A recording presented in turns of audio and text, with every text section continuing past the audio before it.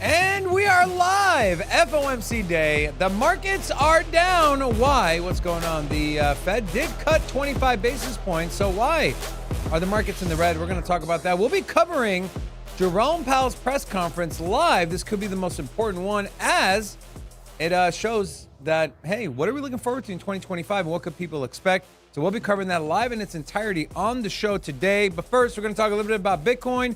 We're going to look at some altcoin news, take a look at the markets. With this dip, if it continues, what are some good buying opportunities? We have that and much, much more on today's episode of Sin City Crypto. Let's go.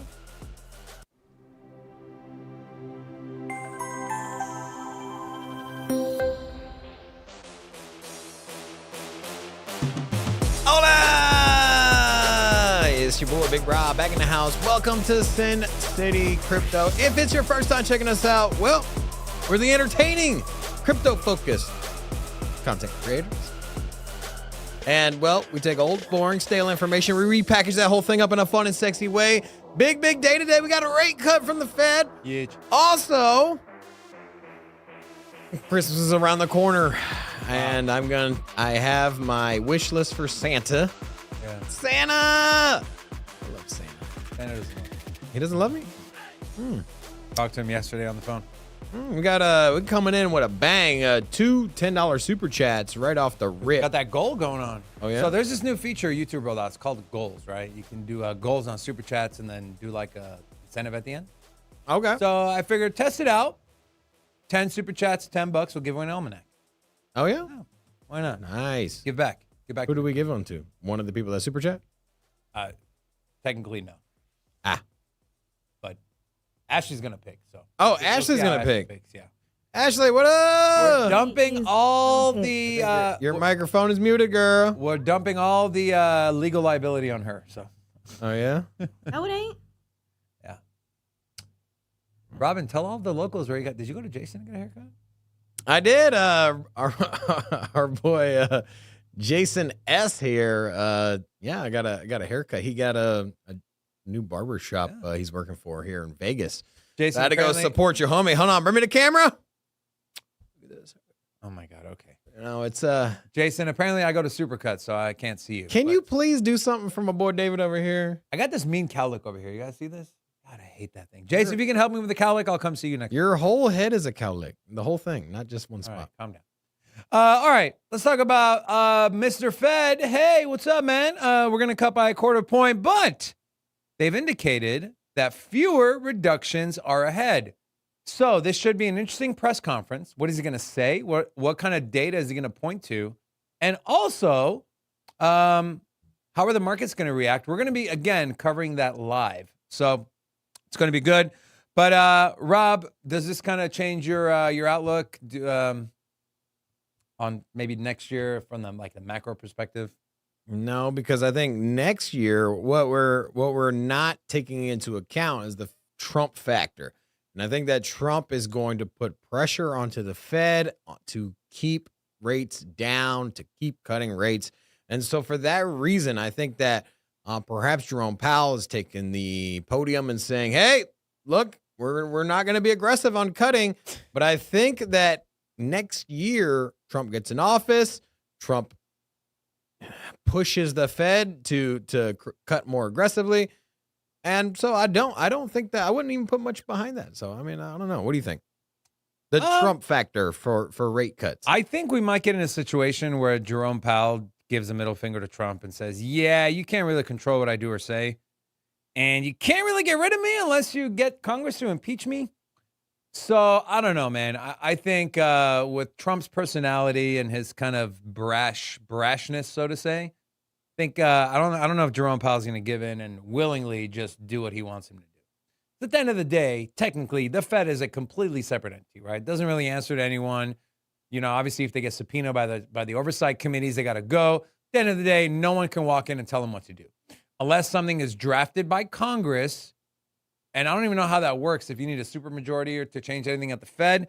But at the end of the day, they're their own separate entity, and they get to kind of do what they want, which, you know, as Ron Paul says, end the Fed. It'll be interesting, though. Let's take a look at the crypto markets and how they've reacted. When we opened the show prior to the announcement, Bitcoin was over $105,000 or $104,500. And We've drawn down a little bit, down 1.28% on the hour, down to 103.693. I think this is the market is just overreacting a little bit. We take a look at the stock market.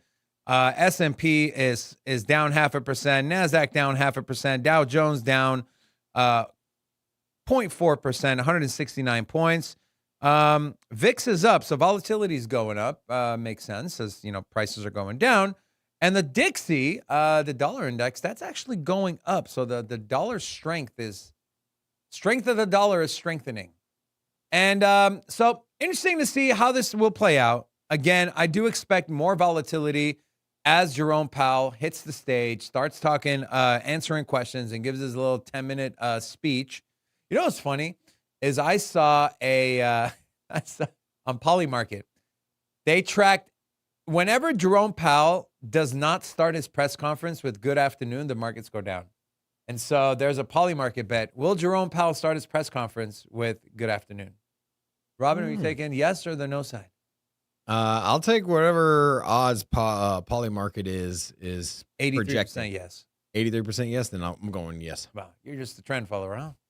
Polymarket's been spot on, man. Yeah. They were spot on with every single state that in the previous election on which candidate was going to win. That's very true. All of the ones that had Trump in favor, he won, and then also he obviously won the entire election, which we know that Polymarket had a significant favor on Trump winning. So not surprised there, and I won't be surprised to hear a good afternoon from Jerome Powell. GF, bro, GF. All right. I just want to remind people, I think it's important to zoom out every once in a while. Did you know that 2 years ago on this day, Rob, Bitcoin's price was at 16,757? What is that from where we are today? Like a 8x, 7x?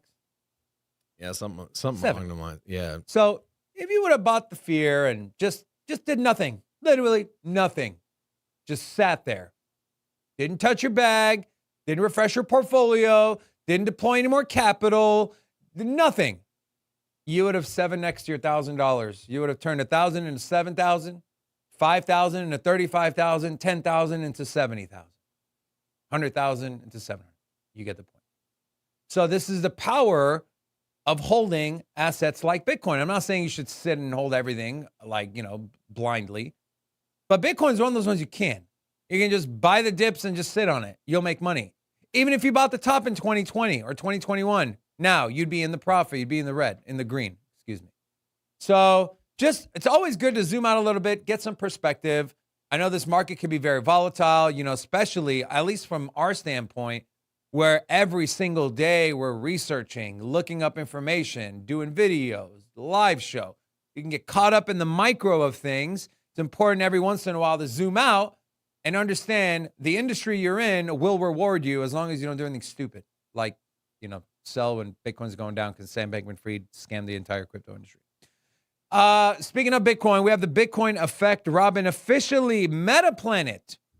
This is the MicroStrategy of Japan, has turned profitable for the first time in 7 years. Yeah, I think they are the biggest gaining publicly traded company out of Japan. And I know that's what Michael Saylor was going out and talking about. He's like, hey, number one performing stock out of the Japanese indexes are. Is that a coincidence, Robin? No, not at all. Absolutely not. It's not a coincidence. It's the Bitcoin effect. And so tell me why, someone explain to me why every other company, maybe not the top 5 or the top 10, as we saw with Microsoft's shareholders, they voted no, overwhelmingly no on a Bitcoin reserve. But if you're a middle-of-the-road company and you're trying to raise money, or you're trying to make a name for yourself, or you're trying to get ahead in the race, why would anyone not look? Now we have 3 separate case studies of what Bitcoin has done to a stock and a company. Why would they not look at MetaPlanet, at MicroStrategy, and there was another one, Semler Scientific? Why would they not look at those 3 and say, there's definitely a trend here. This Bitcoin effect is real. What do we have to lose? What do we got to lose? And so we're going to see so much more of this. I'm telling you guys, it's going to come to the point where sharing it won't be like, oh my God news. It'll be like, hey, yep, another company is putting Bitcoin on the balance sheet. Another company is buying Bitcoin. Another company is issuing debt to get more Bitcoin. You're going to continue to see that. And, if you have some, congrats, because you front run the entire industry. One more thing on BTC. I think, again, this is something we're going to see more of again. Ohio is now looking to create a strategic Bitcoin reserve for their state. Ohio Representative Derek Marin introduces legislation to establish a strategic Bitcoin reserve for the state of Ohio. Robin, any commentary on Ohio or Metaplanet? I mean, this isn't the first state that we've heard this from, and I think that you're going to have not only the U.S. being a buyer and a hodler of Bitcoin, but also going to get states as well. If you need any more evidence on why the hell this bull market is going to be absolute face melting and crazy, crazy returns, well, look no further than what states, countries, particularly the U.S. is doing. And, it's not just the U.S. either. We have rumors coming out of Russia that they are going to also do a strategic reserve, and perhaps they launch this before the U.S. does. And so we all expect, hey, once the inaugural day comes and Trump gets, takes his position as the president, we're going to wait for those executive orders. This might actually pop off sooner than later. And remember, there are a lot more factors at play as far as nation state adoption outside of the U.S. being a buyer. And we're expecting nations to front run the U.S. position. And I mean, do you think another country does the strategic Bitcoin reserve prior to the U.S.? Let's just say February if we launch it. Makes sense. Why wouldn't they? Yeah. I mean, it's the arms race, right? Yeah. One country does something, the other country's like, yeah, we can't get left behind. Mm-hmm. If the USA, if they draft something, and I saw the executive order that was drafted. That was not drafted by the president or his cabinet. It was drafted by I believe it's a nonprofit, like a blockchain cohorts of sort, whatever. So if we get one from the president, or if that Bitcoin strategic reserve hits the Senate with the Republicans holding a majority in the Senate, at that point, I think it becomes real. And you're going to start seeing, I don't know, you'll start seeing one or two top 10 economic powers in the world come out and say, we're going to do Bitcoin. You have Germany now. You have some people in Germany, some of their representatives and elected officials coming out and saying, we should look at Bitcoin. You had Bitcoin. You sold it at 60K. You had it. You sold it. USA is doing the same dumb shit right now. They have it. They're selling it. But it's okay. They're not selling it yet. They've not yet announced any sale of Bitcoin. So we did get wallet movement. We did get Bitcoin moving to some wallets on Coinbase's account on their Prime account. But yeah, there hasn't been any sales yet. I thought that was a sell. They've not. The U.S. has not sold. Also, some prominent Twitter handles that follow the sales, have historically followed the sales of Bitcoin from the U.S. They look at auction websites, and so there's the traditional way that the U.S. has sold Bitcoin is that they announce an auction, and at that auction is where they have they have sold historically their Bitcoin. They have sold Bitcoin before, so we know exactly what that process looks like, and we haven't seen that process play out yet. So interesting. I want to share a video here from posted by Sailor, but this is sent out by BlackRock. So watch this. It's about a 3-minute video. I don't know if we'll play the whole thing, but we've all heard about Bitcoin. But what exactly is Bitcoin? Let's start at the beginning, around 100,000 years ago. Throughout history, we've used all kinds of objects to help make transactions and store value. From seashells, to shiny metals, to paper notes. That's because the value isn't just in the object itself, it's in how much we agree the object represents. So the object can be many things. Even, as it turns out, a string of digital code. The internet changed everything. It connected the world, changing how we communicate, work, shop, and manage finances. It also opened the door to a new kind of currency and asset. Enter Bitcoin, a digital currency not governed by banks or governments, but by its global community of users. And that provided new potential benefits.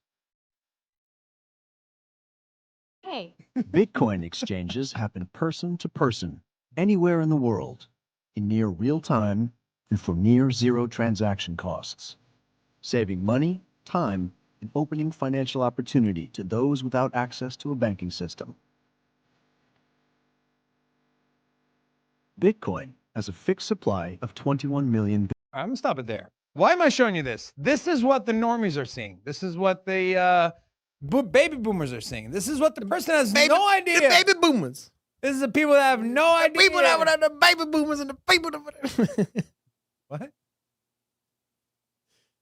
She's over there doing a YMCA. You're over here babbling, I don't know, from Bobby Boucher from freaking Waterboy. That's what you sound like. You threw so much. Buy Bitcoin,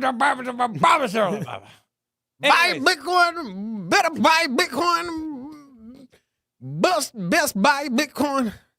Better Bitcoin. That's not how I sounded, but anyway. So this is what the normies are seeing. And so shout out to BlackRock. They've kind of become like a mascot spokesperson.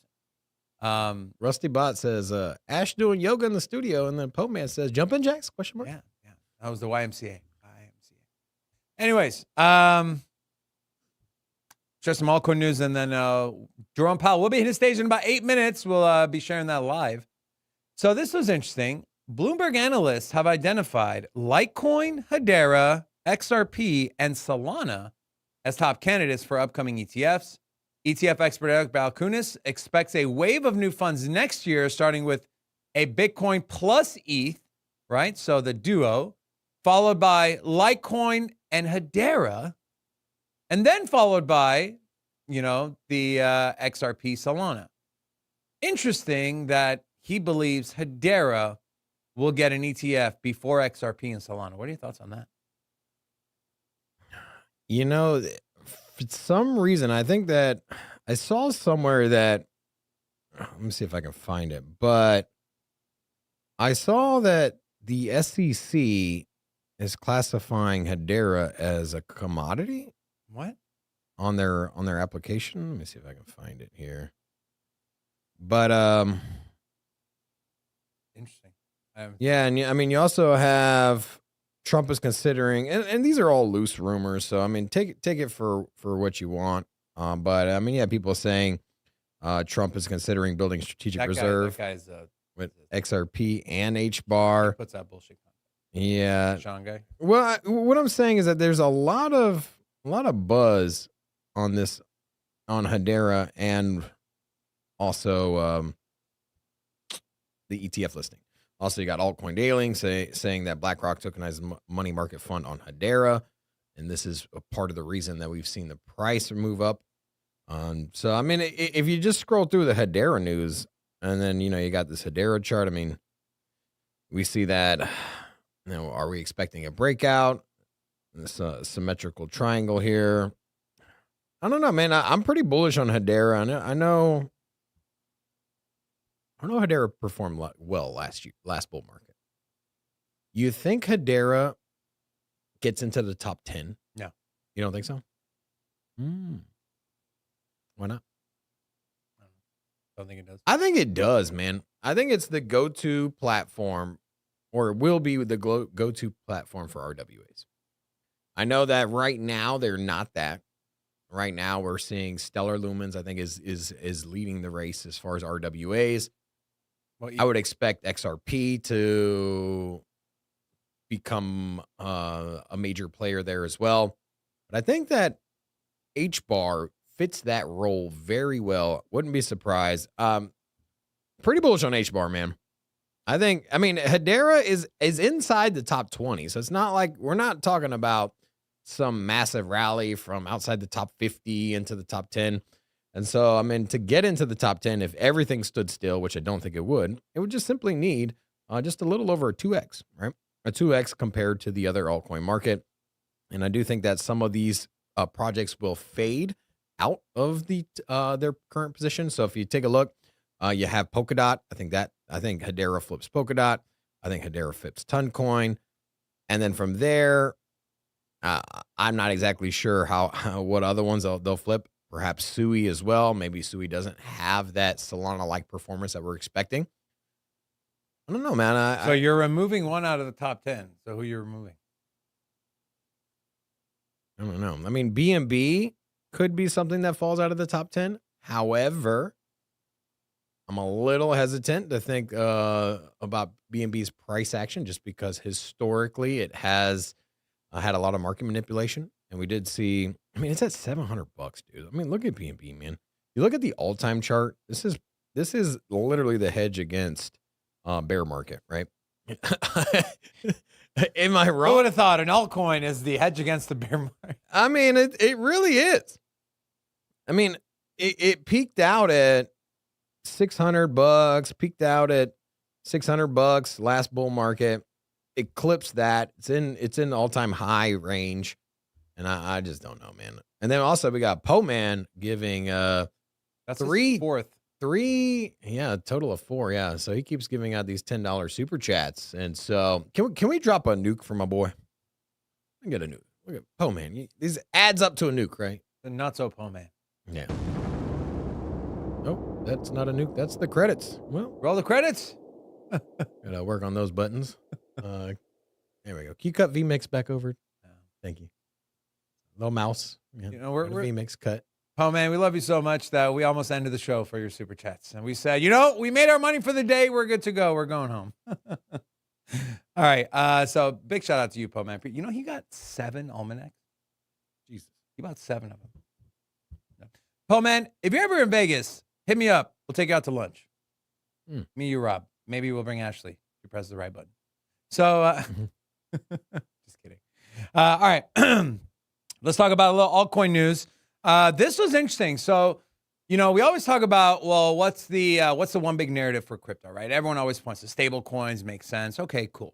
When you think of stable coins, you think of XRP, XLM, maybe Chainlink, the infrastructure side of things. When you think of Avalanche, you think of RWA, you think of gaming. But what if I told you you can now add stablecoin to the Avalanche narrative? Look at this. Everyone thinks this new AVAX upgrade is best for gaming, but that's just the tip of the iceberg. Avalanche 9000 is even better for stablecoins. It will scale stablecoins disruption 9,000 times faster. Here's why. They have a complete thread highlighting the 96% lower C-chain fees, the built-in interoperability with their interchain messaging, meaning that AVAX's L1s can move between one another without coin-specific protocols like USDC's CCTP. You can also spin up stablecoin-centric layer 1s, and it's compliance ready.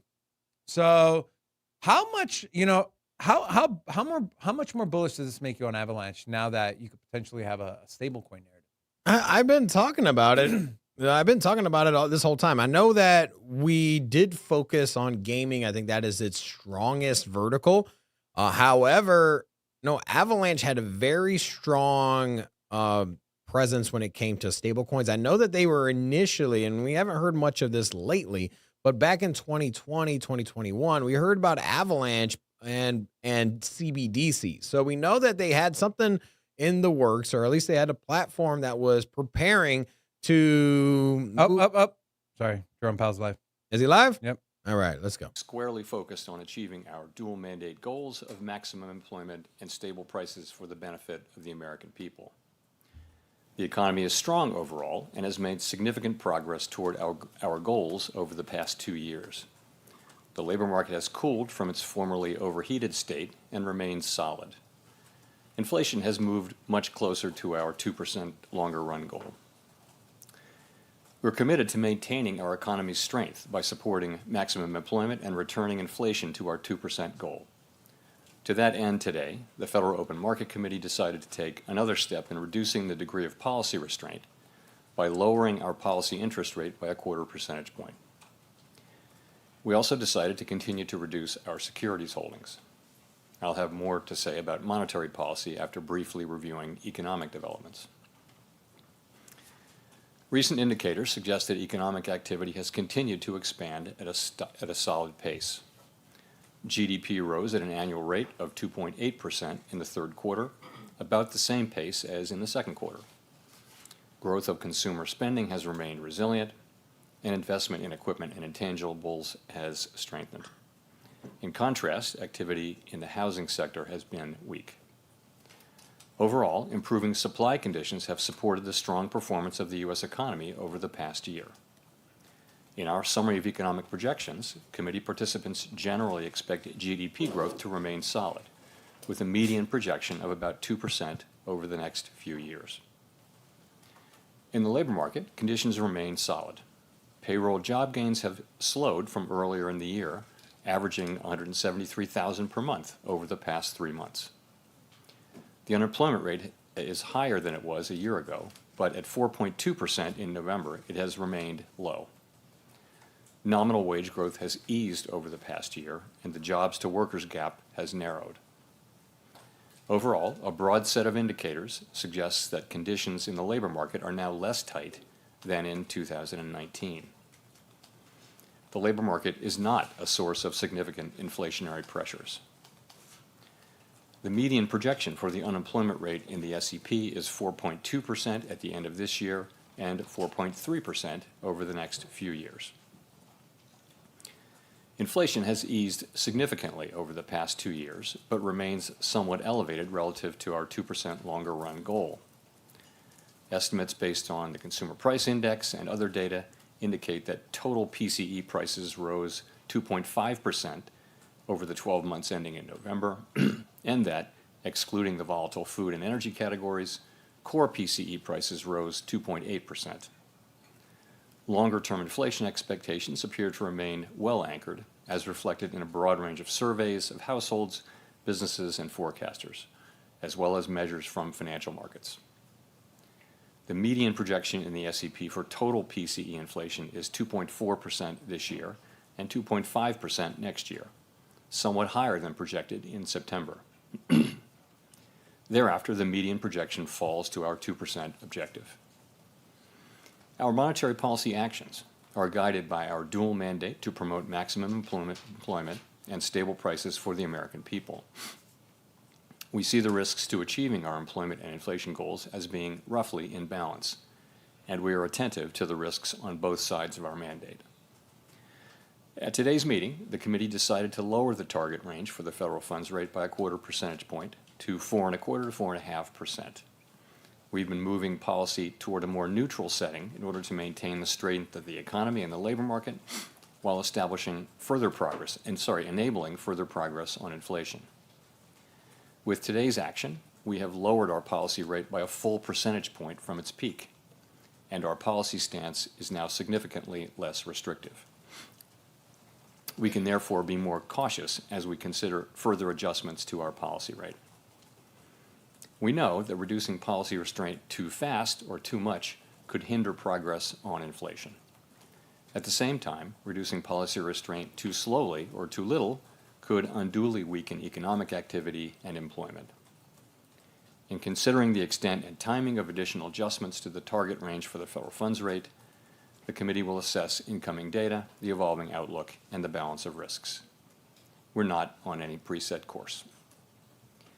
In our summary of economic projections, FOMC participants wrote down their individual assessments of an appropriate path for the federal funds rate, based on what each participant judges to be the most likely scenario going forward.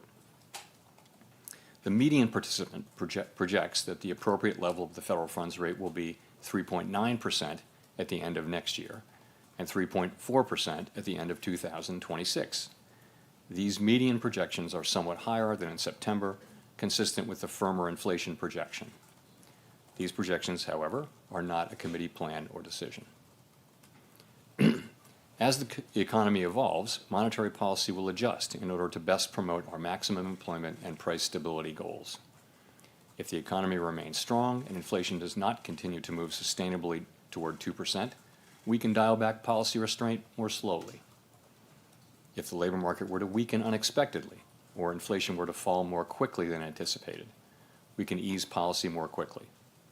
Policy is well positioned to deal with the risks and uncertainties that we face in pursuing both sides of our dual mandate. On a technical note, we lowered the offering rate on our overnight reverse repo facility to align it with the bottom of the target range for the federal funds rate, its typical configuration. Technical adjustments of this kind have no bearing on the stance of monetary policy. The Fed has been assigned two goals for monetary policy: maximum employment and stable prices. We remain committed to supporting maximum employment, bringing inflation sustainably to our 2% goal, and keeping longer-term inflation expectations well anchored. Our success in delivering on these goals matters to all Americans. We understand that our actions affect communities, families, and businesses across the country. Everything we do is in service to our public mission. We at the Fed will do everything we can to achieve our maximum employment and price stability goals.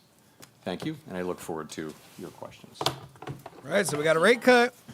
So real quick, what he said was next year, 3.9. So we're only getting one rate cut of 25 basis points, pretty much. That's what he's projecting. And then in 2026, another like 50 basis point cut. So sounds like higher for longer. I mean, let's take a look at how the markets have reacted.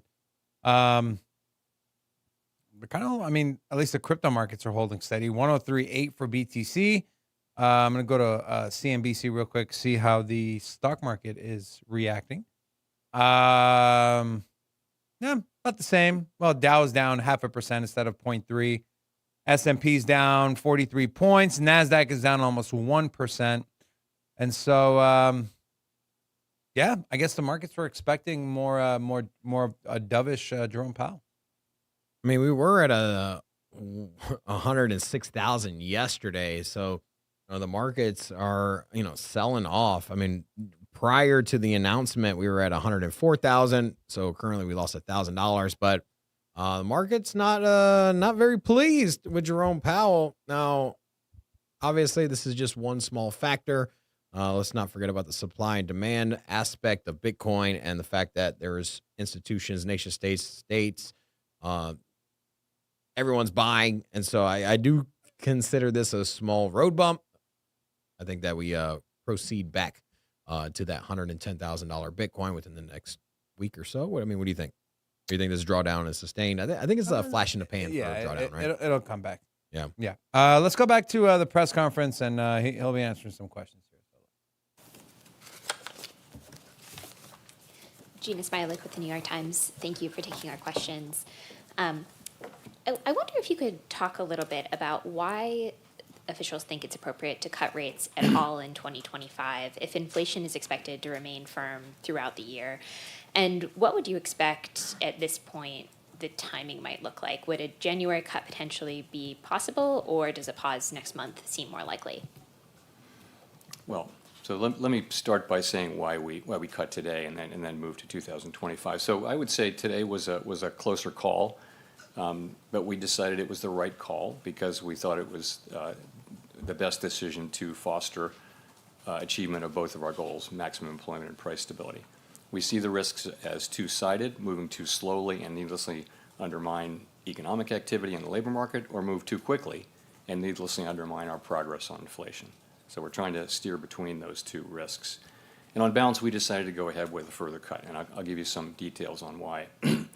Downside risks to the labor market do appear to have diminished, but the labor market is now looser than pre-pandemic, and it's clearly still cooling further, so far in a gradual and orderly way. We don't think we need further cooling in the labor market to get inflation down to 2%. Job creation is now well below the level, or certainly below the level, that would hold unemployment constant. The job finding rate is low and declining, and other measures such as surveys of workers and businesses, quits, things like that, broadly show a much cooler labor market than we had in 2019. It's still quite gradually cooling. So we keep an eye on that. Inflation, we see that story as still broadly on track, and I'll tell you why. We've made a great deal of progress. 12-month core inflation, as I mentioned, through November is estimated at 2.8%, down from a high of 5.6%. But 12-month inflation has actually been moving sideways as we are lapping the very low readings of late last year. Housing services inflation actually is steadily coming down now, albeit at a slower pace than we might like, but it has now come down substantially, and it is making progress slower than hoped. And we've had recent high readings from non-market services and some bumpiness for goods. So I'll just say, so remember that we coupled this decision today with the extent and timing language in the post-meeting statement that signals that we are at or near a point at which it will be appropriate to slow the pace of further adjustments. You ask about 2025. I think that the slower pace of cuts for next year really reflects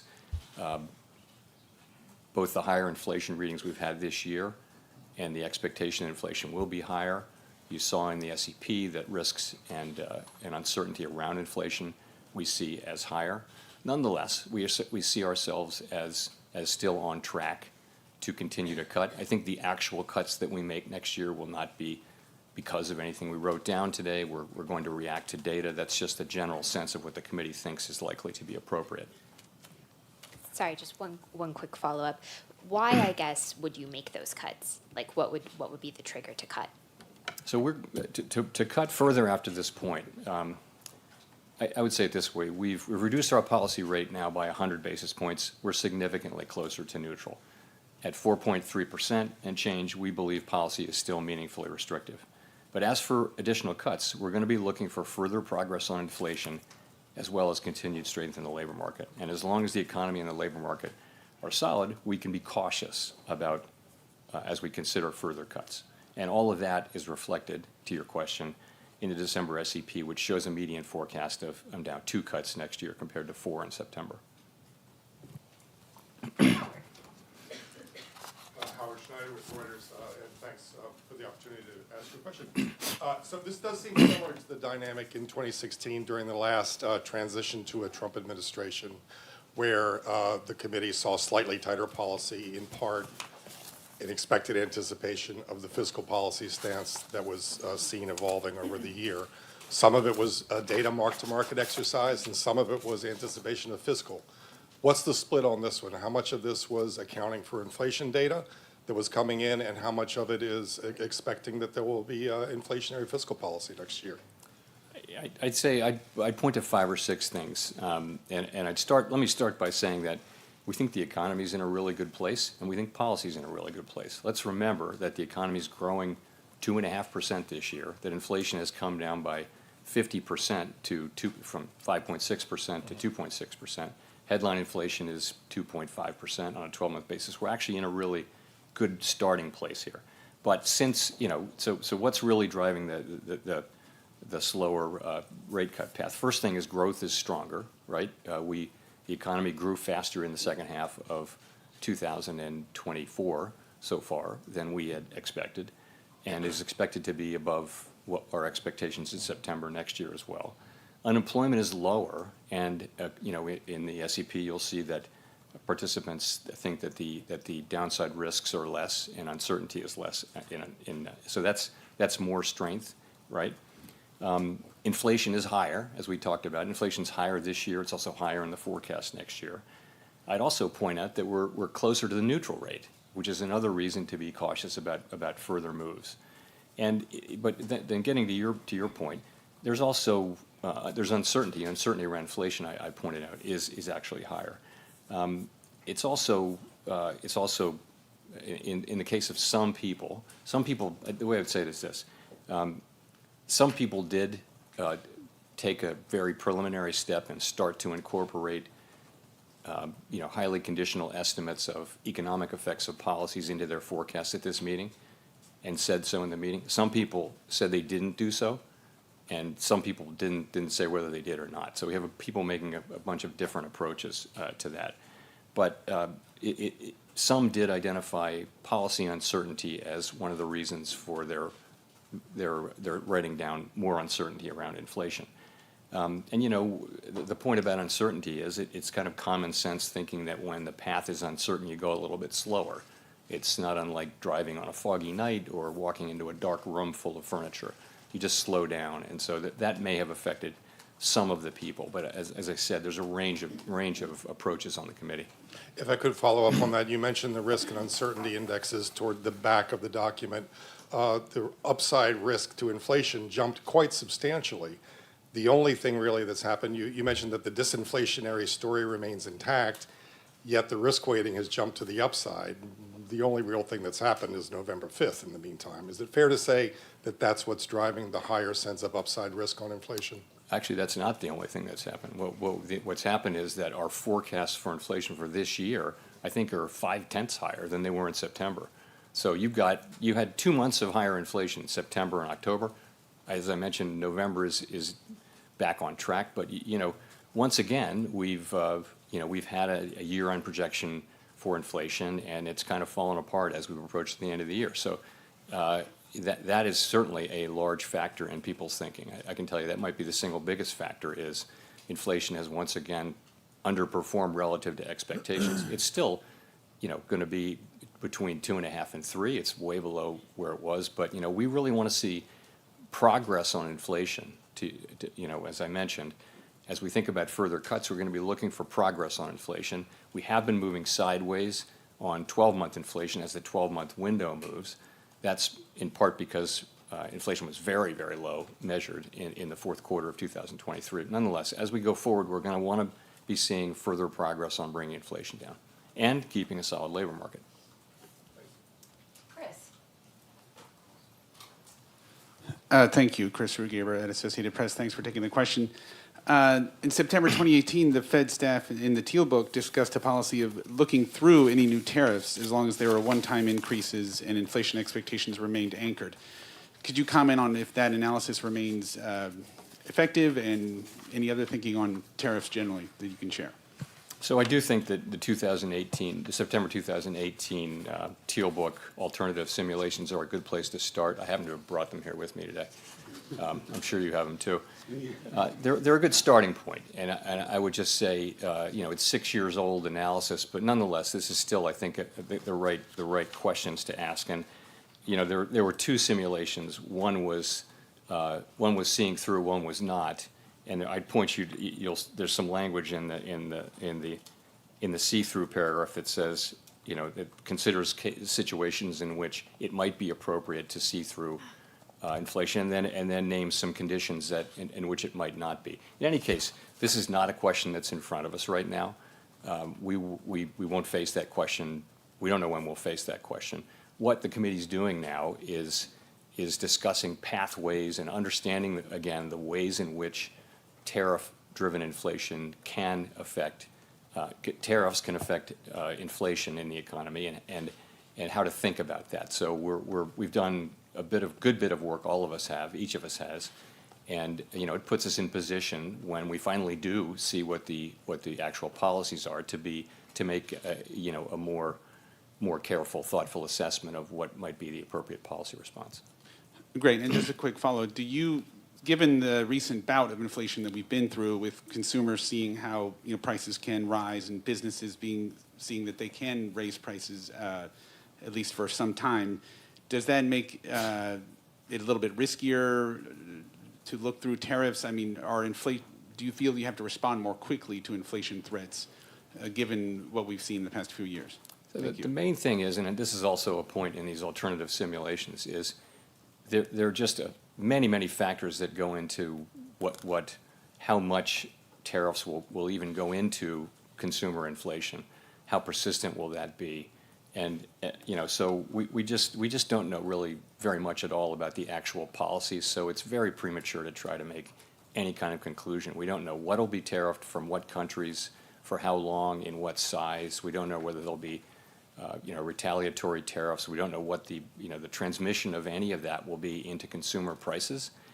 To your point as well, I wouldn't say that we know whether the last episode is or is not a good model for what happened. You pointed out we've just been through a period of high inflation. We've just gotten through that period.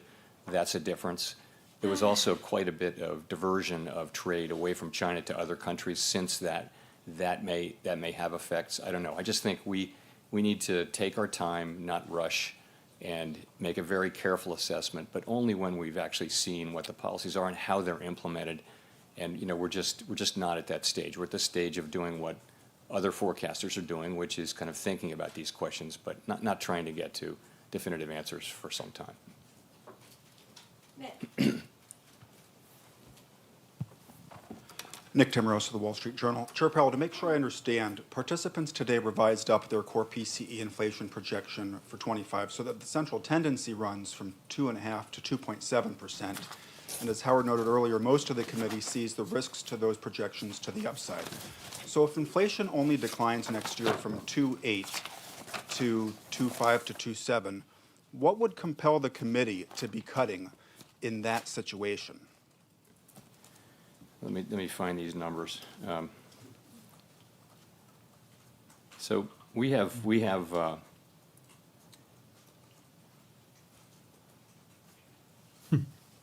inflation coming down, core inflation coming down to 2.5 next year. That'd be significant progress. You see a slower path. I think that does take on board that we want to see real progress, but we'd be seeing meaningful progress to get inflation down to that level. That wouldn't be all the way to 2%, but that would be better than this year. This year will be 2.8 or 2.9. That would be meaningful. We also have to think about the labor market, and while we have the labor market forecast as being in good shape, we are also mindful that it is still out there very gradually cooling, so far in an orderly, gradual way. But it's also something we need to keep our eye on. I guess if I could follow up, if somebody looked at these projections and also the insertion of the extent and timing language in the statement, which has been used at times in the past when the committee thinks maybe it's going to be on hold for a while, and they said, gee, this looks like it could be the last rate cut for some time, would they be mistaken to infer that? So that's not any decision that we made at all. Let me explain extent and timing. So, All right, thanks, Jerome, for your word salad of let's just go around the circle here and circle the wagons. Anyways, what'd you take away from that? Same thing as always, man. It's the same thing as always, and it's just simply, hey, we cut rates. We're gonna look at the data. I don't know why everybody's always so excited for this. I mean, at the end of the day, I think if you're have conviction in your crypto, these are short-term influences on the market. I will say that on the macro scale, obviously, if it's cheaper to borrow money, incentivize people to refinance. They have more spending power. Obviously, Fed rate drops, crypto does go up, but I think it's just overplayed as far as sitting on pins and needles and waiting for the press conference. It's just kind of a snooze fest to me, man. All right, so we hit our goal, and we're going to give away an almanac. And to make it fair, we're going to have Ashley pick the winners. So, Ashley, who would you like to pick to receive a free copy of the almanac? And we'll cover the shipping. Oh, this thing's on now? Yeah, it's on. Perfect. Yeah. Let's do Rusty Bot. Rusty Bot. Okay. Yeah. Okay. All right, Rusty Bot. I'll be reaching out to you on X. I'll give you a form to fill out, and then we'll send you a free almanac, man. So congrats to you. And if you didn't win, that's okay. We'll probably do this again in the very near future. But if you don't want to wait and you want a copy, buy it, right? Don't be one of the few people that doesn't have one. First edition, there's going to be more. It's going to be a yearly thing. This thing catches fire, which you know it will. You can say you owned a copy of the very first ever crypto almanac. So with that being said, enough about the Fed. Let's talk about some altcoins that are going to make you a lot of money. This was pretty interesting here. Sequoia, which is one of the leading AI agents on Virtual's protocol, which, by the way, did a video on that this morning that'll be going live on YouTube in the next 40 minutes or so. So 100 plus AI agents reviewed. So in case you don't know, Sequoia is essentially the VC of the AI agents. Other AI agents pitch this AI agent, and then it decides if it's going to deploy capital. It's got a whole parameters of XYZ, how much weight it has. It's actually pretty dope, man. So first deal hit 50 million on launch, which was Seraph. This was the first one they ever invested in. Sequoia's buyback and burn is ongoing. So part of the profit they take is they buy the coins back and they burn them.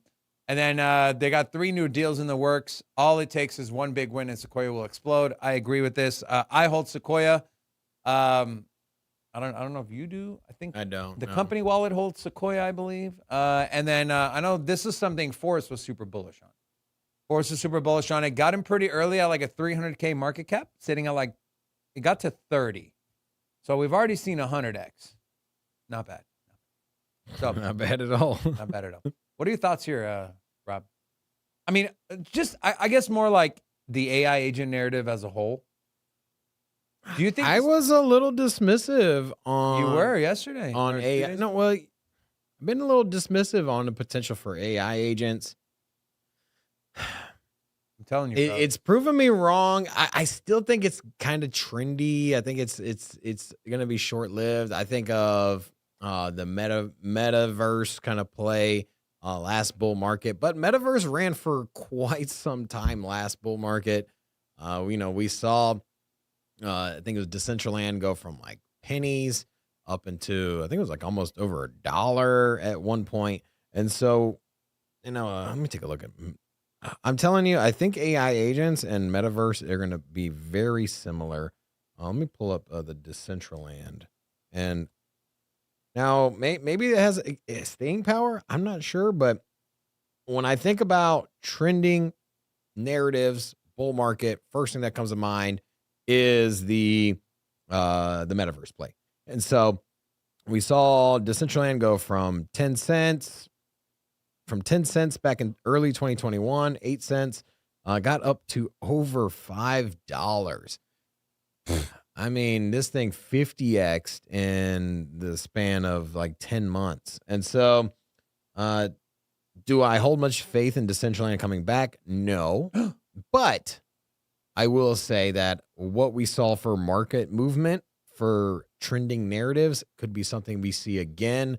And so how much more? And if that does play out, I would say that when we saw that 80-cent Decentraland, I think that's right where we're at with Virtual's protocol, right? I think that probably have another 6-7x out of Virtuals or perhaps out of other AI agent plays.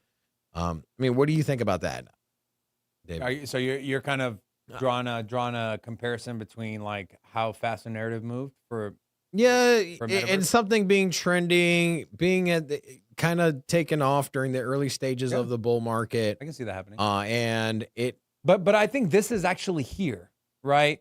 Like the whole metaverse idea, like the idea when we say metaverse, our idea of metaverse is not going to a webpage, correct? yeah, It's like a fully immersive. So like that wasn't even close to being here. At least with AI agents, you can also argue, yeah, this thing's not in its like full capacity of what it could do, but it's definitely further ahead and where we expect it to be versus where metaverse was. Now, do I think people are still going to buy that hype? Yes. Do I think 2025 is going to continue? Yes.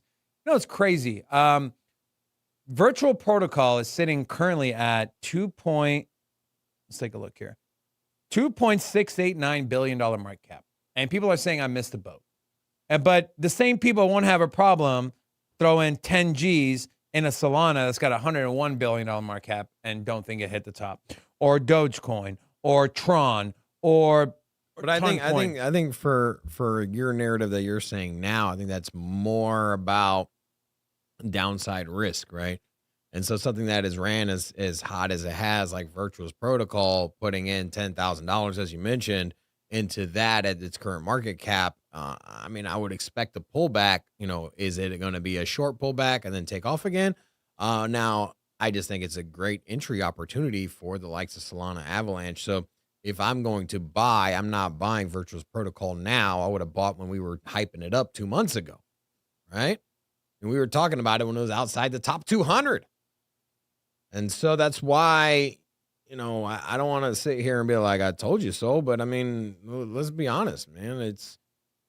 We're giving you the picks here. We're telling you what's undervalued, what can probably return. We're not going to get them all right, but I still think Kronos.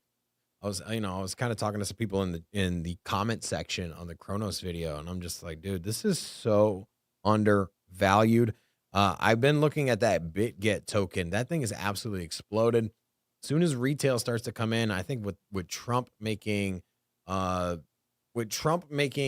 U.S. the crypto-friendly country, and also Trump met with was it the CEO of Chris?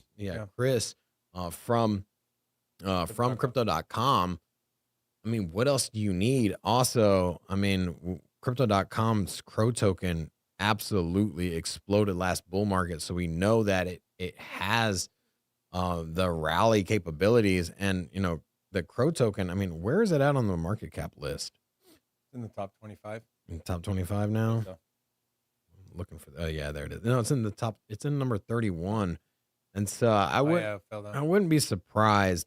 I'm gonna be honest with you. I got some cash on the side, and I was gonna do a big buy, and I was in between Avalanche and Chronos, and I was thinking about just dumping it all into Chronos on a big buy.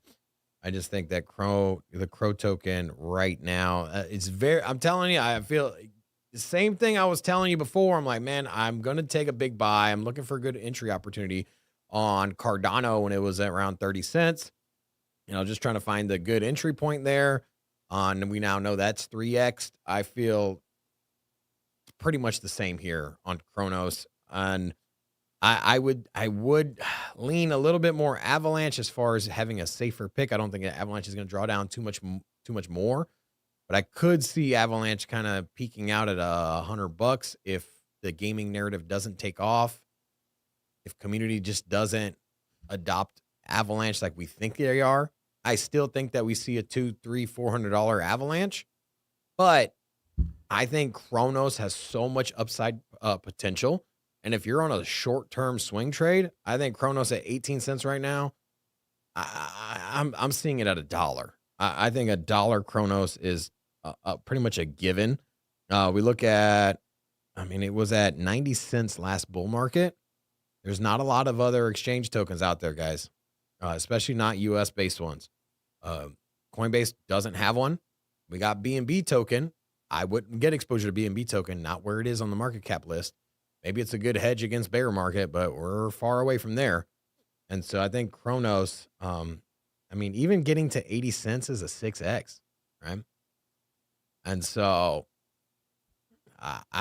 just getting to previous all-time highs, 6x, I think that's pretty much a no-brainer. So I can't stop talking about Chronos.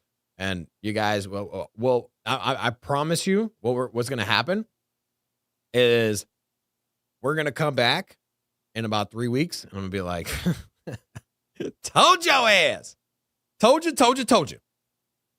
So, I can see $1 Chronos, and I'll talk about that in the video. If you haven't watched the video, go watch it.